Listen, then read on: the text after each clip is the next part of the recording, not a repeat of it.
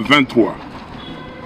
L'adhésion massive de la population à cette revendication à travers une mobilisation sans précédent était en fait un référendum contre le pouvoir illégitime en place et surtout contre la procédure dolosive des désignations des membres de la CENI entreprise à l'Assemblée nationale sur fond de corruption, de débauchage, des menaces, d'intimidation, des chantages et de victimisation.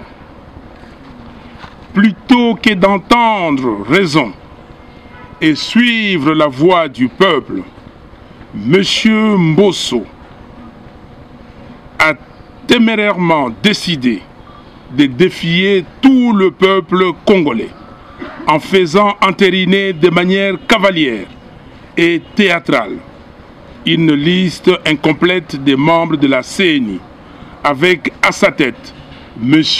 Denis Kadima, un proche de M. Félix Tshisekedi. Ce forcing n'est pas différent des conditions de mise en place de la Cour constitutionnelle, et ce, pour servir l'ambition d'un homme qui veut, à tout prix, se maintenir au pouvoir, soit en poussant à l'organisation de mauvaises élections, soit en les retardant. Un tel affront, dirigé une fois de trop contre le peuple congolais, est simplement inacceptable et mérite une réponse appropriée à la hauteur de la provocation. Ainsi, je lance solennellement un appel à toutes les forces politiques et sociales du pays, réellement acquises au changement, à la constitution d'un grand bloc patriotique contre la dictature fasciste qui se met en place dans la négation et le mépris total de la souveraineté du peuple congolais.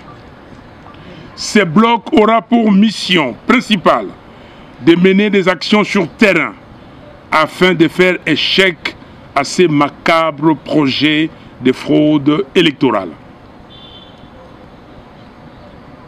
Chers compatriotes, je saisis cette occasion pour déplorer et condamner de la manière la plus ferme l'agression de nos militants le 16 octobre par les intolérants bien identifiés, laquelle agression a occasionné des blessés graves et malheureusement causé la mort hier 18 octobre de notre camarade et compagnon de lutte Davin Kalala, membre de l'ESID. S'il vous plaît, je vous invite à une minute de silence pour honorer sa mémoire. Merci. Mes très chers compatriotes, et comme si cela n'était pas suffisant, ils ont poursuivi leur œuvre de destruction en saccageant le siège de l'ESID le même jour. Je prends l'opinion nationale et internationale à témoin et j'attends impatiemment que des enquêtes sérieuses soient menées pour identifier les membres de ces milices privées qui sèment la désolation partout où ils se trouvent, attaquent et tuent paisiblement les citoyens.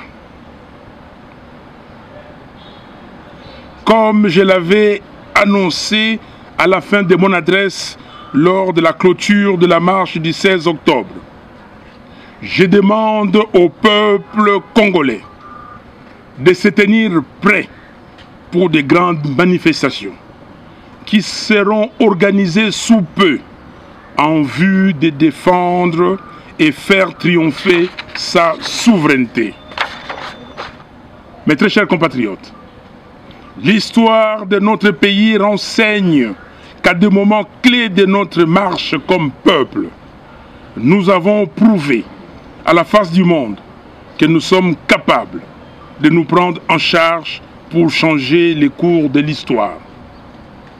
Rappelez-vous les événements du 4 janvier 1959, la marche des chrétiens du 16 février 1992, la marche du 2 juin 2004, les manifestations de la semaine du 19 au 25 janvier 2015, ainsi que le préavis du 19 septembre 2016.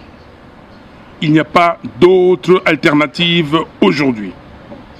Nous devons nous tenir debout pour sauver notre pays. Nous devons sauver l'ordre démocratique fixé dans la Constitution. Nous n'avons pas le droit de nous résigner, ni d'accepter une quelconque autocratie